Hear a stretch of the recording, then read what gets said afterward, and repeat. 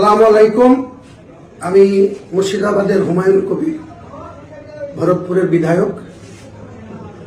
আমি রাজ্যের সমস্ত মুসলিম সমাজের ইমানদার মানুষের কাছে আমার বক্তব্য বা আবেদন, আগামীকাল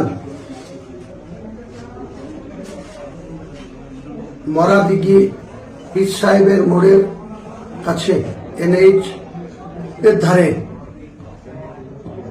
যে 1 বছর আগে থেকে 2012-12-2024 আমি একটি বাবরি মসজিদের ভিত্তি স্থাপনের কথা ঘোষণা করেছিলাম। সেই ঘোষণা অনুযায়ী আগামীকাল 6 ডিসেম্বর 2025 শনিবার বেলা ঠিক 12টার সময় একটি মঞ্চ তৈরি করা হচ্ছে। সেই মঞ্চে 400 জন